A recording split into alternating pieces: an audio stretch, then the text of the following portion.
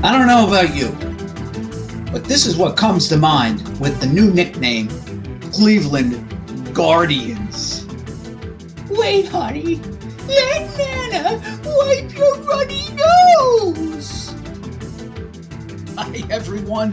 This is Will O'Toole welcoming you to another edition of Park Ridge Sports History as we move on to about 60 plus shows now. And I want to thank Howard Fredericks and Park Ridge community for allowing me to come into your homes each week and talk everything sports related. And this week I'd like to shine a light on basically what's occurred this past week, and that is that the Cleveland Indians have decided to move on from the moniker nicknames and have basically announced their new nickname, and that's the Cleveland Guardians. I don't know about you. The first thing I came to mind was what I showed you in the cartoon. I just imagined some kid or some player going up there and having all kinds of paraphernalia to protect him from the baseball, with some little old lady probably being the nana or the sponsor protecting him. I don't think this Guardian nickname is going to last very long in the minds of Cleveland fans or baseball fans overall. But it does point out a number of things, and this is what I'd like to focus on, in addition to just going back last week and talking about the war, and all of a sudden my kind of wonder about how Ernie Banks and Orlando Cepeda have very similar statistics according to Baseball Reference and Baseball Almanac, which I am going to get into in a couple of seconds. And yet there is such a vast difference in their war. And as I was going through other wars, I noticed that Jacob deGrom and Aaron Nola had a great disparity in the year that deGrom won one of his Cy Young. So I'll get into that in a little bit too. But as always, I would just like to focus this week on some of the great Native American Indian players. Remember, earlier in the baseball season, we did the 5 or 6 players who were from the Bahamas who made it to the major leagues, and it's quite an achievement. And this goes to the whole Cleveland Indians, that they were actually named in honor of one of their first or actually one of the first players in the major leagues of Indian lineage, and that was Louis Sokolexis. But Louis Sokolexis was quite a player, or had the potential to be quite a player. Unfortunately, alcoholism kind of detoured his career. But when I was looking up some interesting biographical notes about him, it is amazing. He is and I'm using Baseball Almanac as a reference, he's the only Penobscot Indian to ever get into the major leagues. That in itself is an amazing accomplishment, because when you think about it, if there's maybe 700, I'll even go and extend it to about 800 players in the major leagues now each season. I'm taking about 30 teams. Each team has about, I'll even expand that because of injuries and call-ups and stuff, and say there's about 1,200 players each year who play in the major leagues. That's 1,200, and just take the population of the United States out of 330 million. Do you realize the odds of you even getting a cup of coffee, let alone having a career in the major leagues? It's incredible. So the Cleveland Indians, who were named at one time the Cleveland Spiders, which is a cool nickname. I thought actually what the Indians were going to do was return and go back. You know, we have retro jersey days. We have retro cap days. We have retro stadiums, starting with the Camden Yards in Baltimore. Why not have retro nicknames in the major leagues? What a great move by Cleveland to go back to being what they were once called, the Cleveland Spiders. What a great logo with a spider. And I think they blew it by calling themselves the Guardians. I don't know whether they were really thinking about Guardians of the Galaxies, but as I said, I am sure I'm not alone when I was thinking of Guardians. get your guardian, sponsor, or parents to sign this form so you can go on the school trip.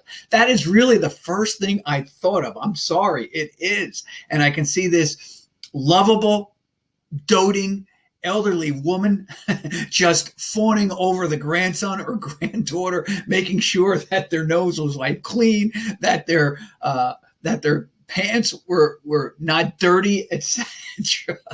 And to have a team called the Cleveland Guardians, I tell you, I think they are going to be one of the teams that is going to be made most fun of with their new moniker. And it wouldn't surprise me if they come along and either they'll probably be called the G's.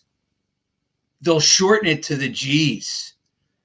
Oh, gee, that will be unbelievable as well. But nevertheless, they've gone on. And here's the deal. Before I get into some of the great Native American Indians, I have to tell you, some of the Indian tribal names are some of the coolest names of all. I mean, you're talking about many of our states, many of our cities, many of our state parks, rivers, and other things named after American Indians or American tribes and all the rest of them, Indian tribes. Some of them that just I love: Mohawk,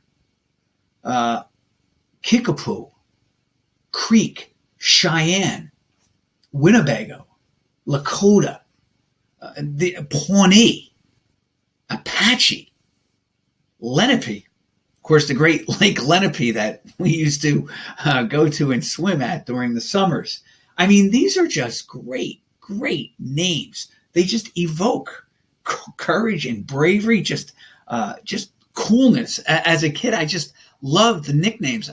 In fact, I have to confess that one of the reasons I think I got into history and geography so much was through the sports nicknames. I mean, it was kind of cool, the Eastern Michigan Hurons. And I've brought this up in past episodes. Still, to me, one of the best nicknames in all of college sports is the Central Michigan Chippewas. I mean, that's a great name. Chicago Blackhawks. These are all great nicknames. I mean, and it's just a shame that some people might just see it in a different light. But this was, the Cleveland Indians were named in tribute of one of their early players who had great potential. And of course, like I said, he's the only one that I saw, and this is according to Baseball Almanac. It's the resource I'm using for this, and that is that Louis Sokolexis is the only Penobscot Indian to have ever played in the major leagues. There have been 6 Cherokees. I mean, Ben Tincup. I'm not going to get into some of these. I'm just listening. Jim Blue Jacket, Mac Wheat, William Marriott, Virgil Trucks, and Jesse Petty were all Cherokee. Then you have Pawnee. This is a great name. Chief Yellow Horse was a Pawnee. I believe he played in the 1920s along with Chief Youngblood. I mean, you can't get a better name than Youngblood. I think of Jack Youngblood from the old LA Rams, and I always thought it was a cool name to have, Youngblood. And here is an actual Pawnee Indian playing in the major leagues. And there have been others that we have known, and I do have some photographs or baseball cards of them. Let me just give you a picture of Chief Louis Sokolexis here in the Cleveland, and I believe it's probably them, the Cleveland Spiders uniform of the time. Apparently, interesting, and I'm using some sources other than Baseball Almanac and Baseball Reference. I just went real quick on Wikipedia and discovered, yes, he was a Penobscot Indian from Maine.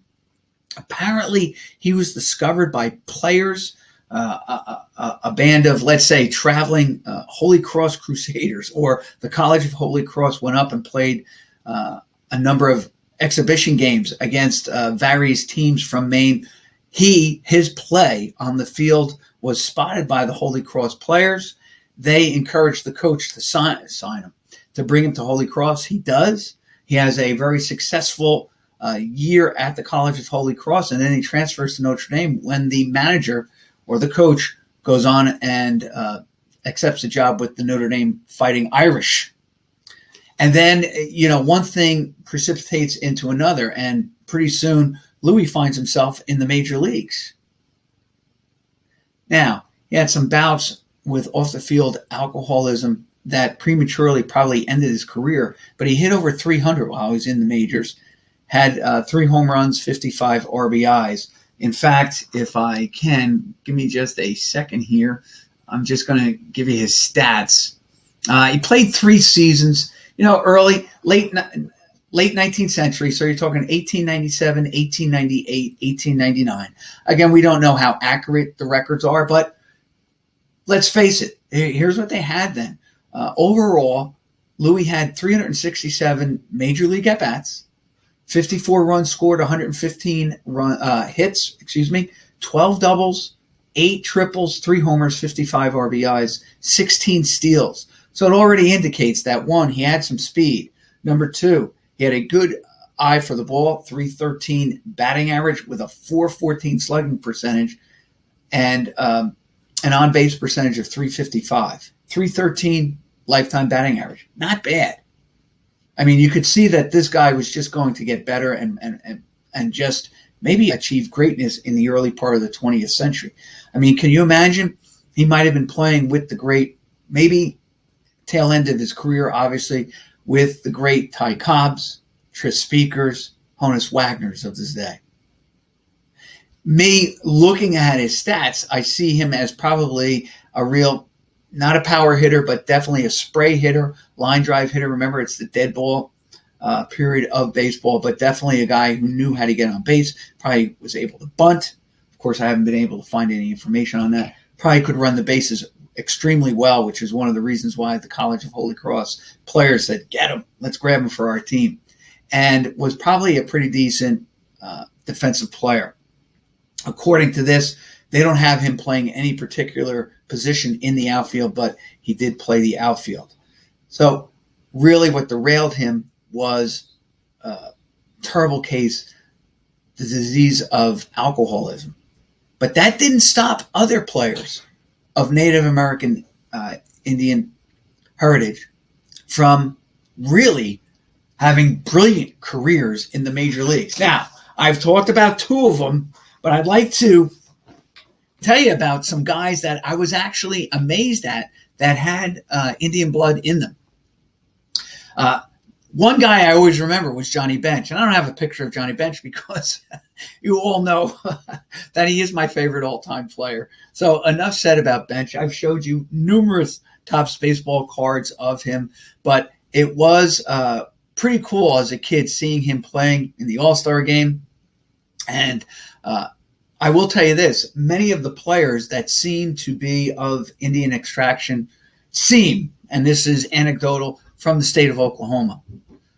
Another guy who actually has Native American blood in him was the great Wilver, became known as Willie Stargell of the Pittsburgh Pirates. I was fascinated when I saw that Willie Stargell. I'm gonna blow the other 2 here, but nevertheless, I'm gonna show you. Willie Stargell, Pops, all right, was or had Native American Indian blood in him. He was actually born in Oklahoma and then moved apparently to California, to the Oakland or the Bay Area. You know, that Bay Area, ready for this, produced Joe Morgan, Frank Robinson, Bill Russell, and Willie Stargell. And those are just 4 guys top of my head that I can think about who all came from the Bay Area, specifically Oakland, I believe. Even though Frank was born in Beaumont, Texas, he, like Willie, I guess his parents moved to California, and that's where he really became a great high school player, Frank Robinson. In fact, I even believe I showed this on an earlier episode. Frank Robinson and Bill Russell, I think, played on the same high school basketball team. Can you imagine that team? That team would never lose, just from the competitive nature of both of those players. And really the athletic pedigree in both of them, just superstar athletes in their respective sports. And it just goes to show you that, if you're a great athlete in one sport, chances are you are really good in other sports. It's just one of those things. But the great Willie Stargell, and of course, MVP 1979. Actually, he did really a triple crown. I think he was the MVP in the playoffs. He was the MVP in the pennant or the championship round. He was the MVP in the World Series for the Pirates that year. Kind of made up for his less than spectacular 71 World Series showing. But that, fortunately for the Pirates, they had the great Roberto Clemente. And Willie Stargell goes on and wins co-MVP 1979 with Keith Hernandez of the St. Louis Cardinals. And really, Willie Stargell, yes, probably won that MVP on his charisma, his career, kind of like the Kirk Gibson of 1988. Really he had great stats, 30 home runs, didn't drive in 100 runs that year for the Pirates as he had done in years past. But I think it was more of a tribute to a great player that he won the MVP. Plus, let's face it, the Pirates win the World Series. And he had a lot to do with it. And also recall that you do win the MVP, or that is MVP is selected the day after or right after the regular season, so that postseason does not come into play. But the great Willie Stargell, who still holds, I believe, the longest home run ever hit in Olympic Stadium up in Montreal, which reminds me, we'll get into the Olympics in a future episode.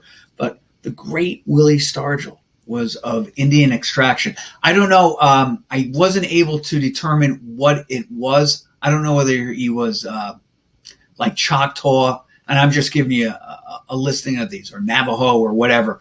But Virgil Trucks also was a player of Indian extraction. I'm just going to look here to see. And of course, when I say Willie Stargell, this is what they did mention. These three players have just a small percentage of Indian blood. But these are the only, let's say, pictures I could get. Most of the others were a little bit more involved. And that was players like, well, I'll give it to you. Reynolds was a player of Indian background. And I know my Yankee fans out there are going to love this, that I am mentioning Reynolds. He's the only one of Muskogee extraction. Let's just take a look at what he did. Reynolds. It was just amazing. Six-time All-Star, went to 6 World Series. Interestingly enough, he, like Pepper Morton, I'm going to talk about Pepper Morton as well. They are not Hall of Famers, yet, boy, oh boy, this is a great debate. Would you rather be a 6-time World Series player and winner like Reynolds and not make the Hall of Fame? Or would you rather be a Hall of Famer like Ernie Banks, who we really did a nice analysis of last week, or at least I thought it did, 1969 with the Cubs? Would you rather be a player who's 2-time MVP, one of the all-time greats, great shortstop, MVP, like I said, 500-plus home runs, but never get to the postseason? And I'm thinking, I would rather be like an Reynolds. Ironically, did pitch early in his career with the Indians. In fact, ready for this? He had 3 seasons with the Indians where he won 11 games. And he also won 18 in 1945 with Cleveland.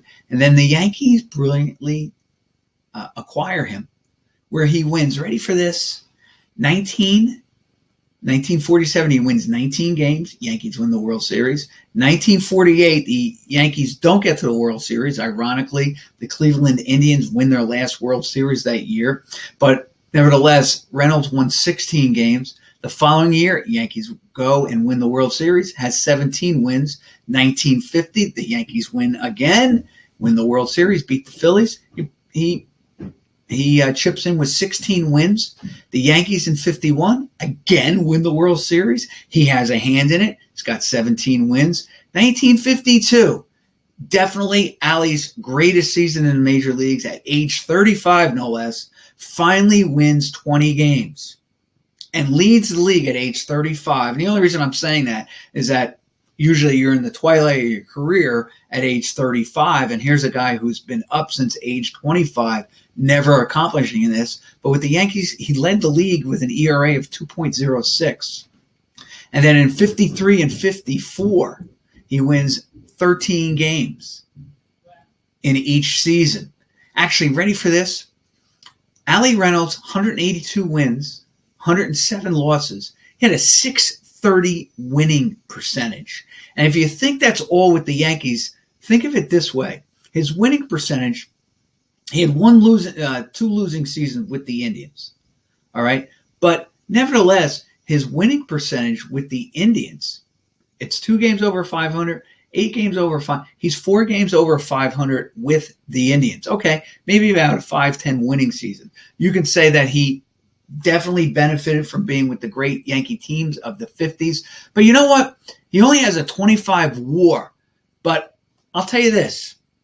You cannot win a championship unless you have other components, whether it's bench players or really good secondary pitchers. Now, if you want to look at a guy who won at a 630 winning percentage as a secondary pitcher, maybe he's not an ace of the staff, a la Whitey Ford or a Bob Gibson or a Tom Seaver. Nevertheless, you need a guy like Ali Reynolds. And according to Baseball Reference, his 162 game average, he's 17 and 10, 630 winning percentage, a 3.30 ERA.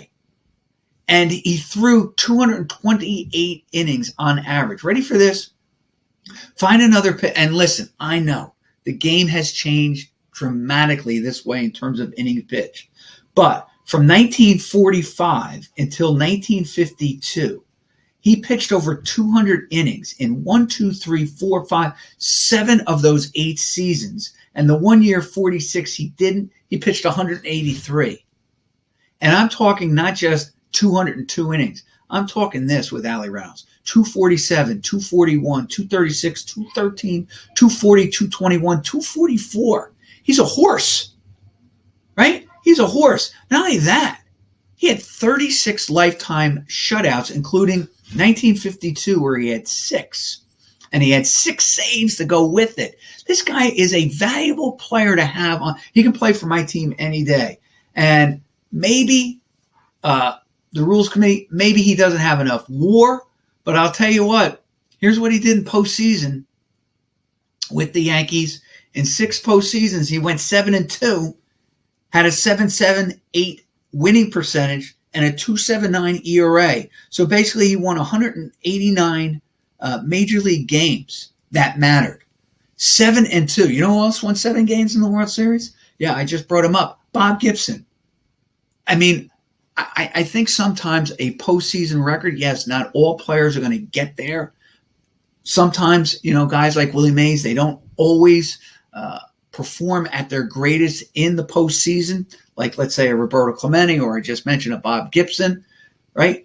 But, you really start to think and say, what makes a great player? Did Ali Reynolds step up? And of course, 1, 2, 3, 4 times they met Brooklyn. Once they met the Giants, and of course they met the Philadelphia Phillies in 1950. These are all good teams. I mean, the Dodgers, if you're meeting them every year, they're a dynasty unto themselves in the National League. So I really wish sometimes, and I'm not saying that everybody belongs in the Hall of Fame, but I was kind of amazed when I was looking at Ali Reynolds' marks that he was not a Hall of Famer. And I know that he has fallen way short, let's say, in the voting. But you're talking about a guy who was a valuable addition to any Yankee team. The Yankees, listen, he wasn't a tomato can. Say what you want, but the Yankees, yes, maybe they get always the great players and all the rest of it. But they saw something in him that other teams didn't. And they acquired him. And the brilliance that he pitched with the Yankees is unbelievable. In fact, when you think about it, He was lifetime, ready? 11, 20, 31, 35, 47. I'm just doing this quickly in my head. 56, 56 and 9, 60, 68. Real quick, 74 games over 500 with the Yankees during the regular season. And then another 5 in the World Series. You can't ask for more from a player performing at his best, okay? Here's a couple other guys I wanted to say. And one is Virgil Trucks. Now, I didn't get him. Interestingly enough, Reynolds does pitch for the Indians. Virgil Trucks is an interesting guy as well. 177 wins lifetime, 135 losses, 3.39 ERA. He's a 2-time All-Star, wins the 45 World Series. When you think about it, he's a 20-game winner once. He wins 19 games twice. You know, he has a 5.67 winning percentage. He does lead the league in shutouts like Reynolds at 6 in 1949, the year he makes his first All-Star game. And then he leads with 5 in his only other All-Star appearance, 1954. He had 5 shutouts while pitching for the 54 White Sox. This is a guy, he's interesting. I will tell you this. This 1953 is the only year he pitches for the St. Louis Browns, and he actually won 5 games. He has a winning record, 5-4 with a 3.07 ERA. I am sure that, and I didn't look this up, but he is traded to the White Sox, and that's how he wins his 20 games between 2 teams. He goes 20-10 with the 53 White Sox. Ready for this, a 2.93 ERA overall. Had 40 starts for them for both teams. Pretty good pitcher. And really, 14-11 would be his average according to the Baseball Reference with a 3.39 ERA. He's another guy, yes, in 1945, I think, with the Tigers, he wins his only game, has a 3.38 ERA. So again, he performs to expectations. He's another guy, Virgil Trucks, and one of the best names, of course, in the game. Trucks was part of, well, his partner, one of his teammates, Rudy York, was Cherokee. Oh, I know. Virgil Trucks was one of those other guys who had a very slight Indian blood, and Baseball Almanac doesn't list it. Here's another guy I just was looking at. Remember Jack Aker, also of Indian extraction? He pitched for the Yankees. I think he pitched for the Oakland Athletics.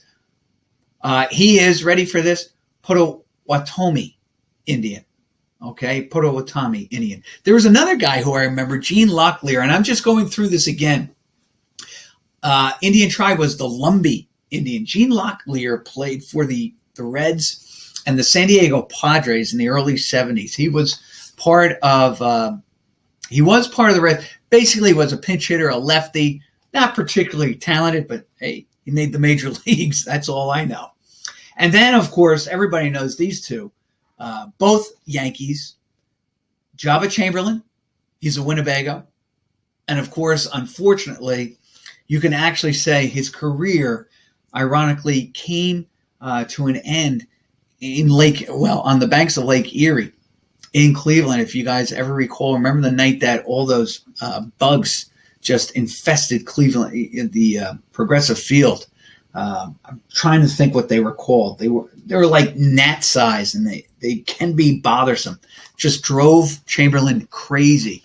And really, unfortunately, when you think about it, if anybody wants to pick a point, maybe in Jabba Chamberlain's career, that he was on a high and then it went down from hill, it was probably that night during the playoffs. And of course, Jacob Ellsbury, probably the one that we know or are most familiar with in the current baseball, he was of Navajo extraction. Jacob Ellsbury, who played for both the Red Sox and, of course, the Yankees. Had a couple All-Star appearances, I do believe. And I just want to get to Gene Bearden. Now, Gene Bearden was guys who are able to get baseball cards, so I could show you who they are. And Bearden pitched for the Indians, I do believe, first couple of years in his career, then kind of moved around. Played for Washington, Detroit, St. Louis, and the White Sox. Finished with a career of 45 and 38. He had a 3.96 ERA lifetime. He does lead the league, and this is why I do bring up Bearden. Bearden was one of the big cogs in that 48 Cleveland Indian team. Of course, they were the last team that was managed with a player manager. Okay, shortstop on that team. Let me just, as I just lose my thing, but Bearden won 20 games and led the league in ERA with a 2.43 ERA. They were led by Lou Boudreau. And Boudreau was their player coach that year, or player manager. 18 homers, 106 RBIs. He hit 355. And I do believe he might have been even the MVP that. Nope. He finished. Yes, he does win the MVP, Lou Boudreau.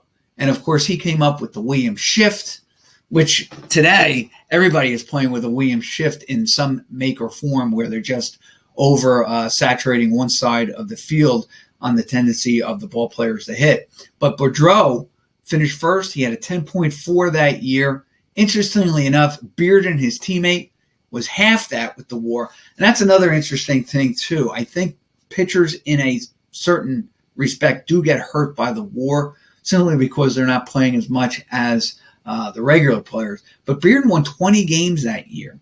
And if you recall, in 48, the Indians had to beat the Red Sox in a one-game playoff in Fenway in order to play another Boston team, the Boston Braves, for the World Series, which they won, which had now become their last World Series championship. They have not won since 1948. But Bearden that year won 20 games. How about this? Here's another guy. He only wins 48 games or 45 games, but almost half of them come in 1 year. And it wins the whole enchilada, your whole, the World Series and all the rest of it. Would you take that? Absolutely. He didn't make the All-Star team, but he does lead the league in ERA. Winning percentage, he had a 7.41 ERA winning percentage, and never won double digits again in wins. So it was almost like the lightning in the bottle for Gene Bearden. But for the Cleveland Indians, it was an important lightning in the bottle. And just another guy before we move on. And he's an interesting guy, Hall of Famer. All right, so he joins Johnny Bench and Willie Stargell as Hall of Famers. Early win also, and I you know what? I will do more on this. Early win had also some Indian extraction. Now, some of the players, well, Kyle Loesch, he is a Nomayaki Wunton Indian extraction. I'm looking at Jack Aker. I am looking at, actually, there's two players currently. Ryan Helsley is Cherokee and Brandon Bailey is Chickasaw. So we have two Native Americans currently playing in the major leagues. Early win. Always loved his name. He never loses late because he always gets the early win. That's how I kind of remember him. But early win, wins 300 games. One of the big trivia questions is, who did Early Win get his 300th and last victory in the major leagues? Why do I say that? Because he played for three different teams in the American League: Cleveland, Washington, and the White Sox. But it wasn't, he played for Washington, then Cleveland, then to the White Sox. And with the White Sox, he's got 299 at the age of 42. And Cleveland signs him, and he's got to go to his third decision and last decision in his major league career. 1963, he earns his 300th win while a member of the Cleveland Indians. Now, this is a guy who led the league in ERA with a 3.20 ERA in 1950. He led the league in losses with 17. He led the league in wins, twice with 23 and 22. He's again an interesting figure because, ready for this, he won 20 games 5 times in his major league career. The only kind of guy I would imagine him to, I was thinking he does win the Cy Young. He wins it in 1959. In fact, with the White Sox, when they win the pennant, he goes 22 and 10, 3.17 ERA. He's the kind of guy, I know probably baseball perspectives wouldn't agree with me on this, but he always kind of reminded me of a guy with similar stats to like a Gaylord Perry. Off-traded, kind of like had some ugly seasons, kind of had seasons where he went, let's say, 16 and 11, 16 and 13, gave you a ton of innings.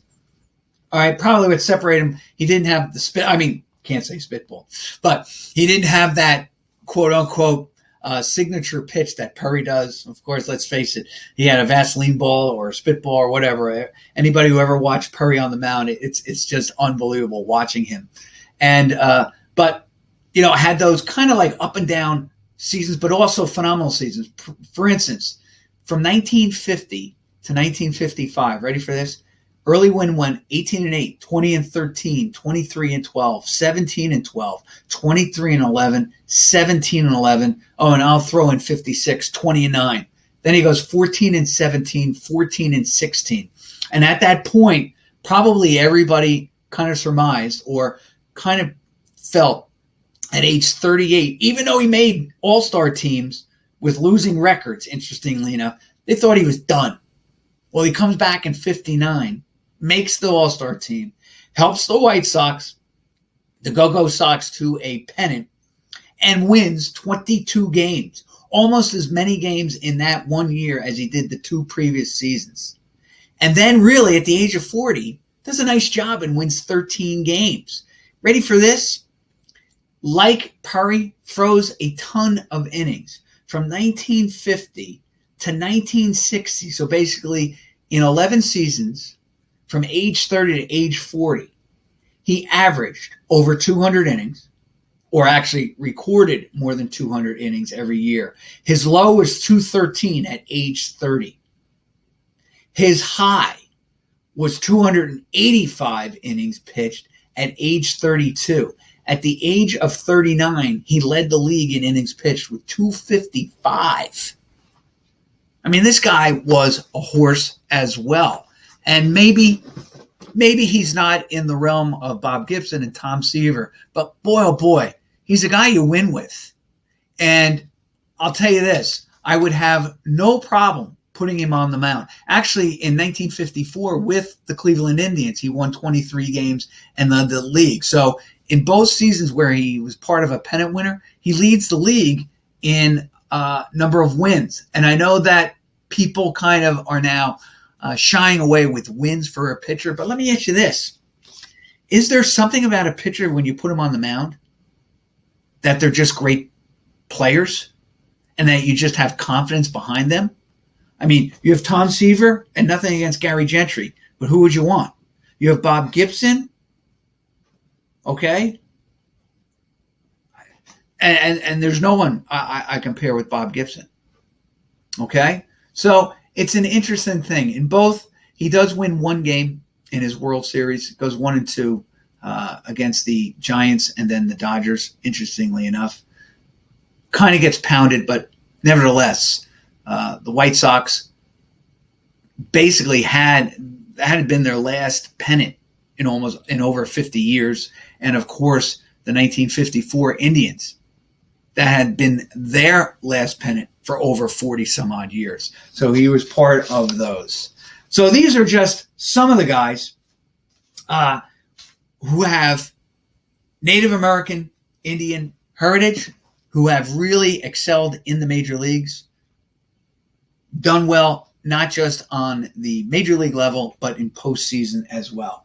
And I just want to turn, just only because I've done so much work on this, and that is, and this is something I still don't understand, and I'd like to really go into this deeper. Here's Orlando Cepeda's 1969 card. And I was talking to you about this the other day. I simply couldn't imagine, and this is not to crush Orlando Cepeda. It's not to denigrate any of his stats from 1969. But I was saying that with Ernie Banks, he had a negative .7 WAR in 1969 when he had 23 homers, 106 RBIs. And if you recall from the last episode, he exceeded the average RBIs of both Major League first basemen by over 20. 3 homers more. This is Banks. 3 homers more than the average first baseman in the major leagues that year. Of course, you do have the MVP from the Giants, Willie McCovey, winning the whole thing. But the guy who I thought he most or was closest to in terms of statistics was, Orlando Cepeda. Cepeda had 22 homers. He had 12 at home, 8 and 10 on the road. He had 88 RBIs. The interesting thing is, at the All-Star break, and who says I don't do my stats, guys? Look at this. This is the work I've done with the stats, okay, where I broke it down. He, at the All-Star break, was 1454 and 254. If you recall, very similar stats to Ernie Banks. We can get into this later, too, with Jacob deGrom. He was a beast, just like Ernie Banks. He had 16 instances where he had 2-out hits that led to RBIs. He had a number of game-winning hits, game-winning home runs. But once again, I'd like to spend a little bit more time talking about WAR with these two particular players. And now I've seen Jacob deGrom and Nola, so we can get a real grasp on what they're looking for with WAR. This is Will O'Toole. Thanking you again for joining us. Thanks to Howard Fredericks for giving me the opportunity, and I'll see you next week with another show, Park Ridge Sports History. Bye now.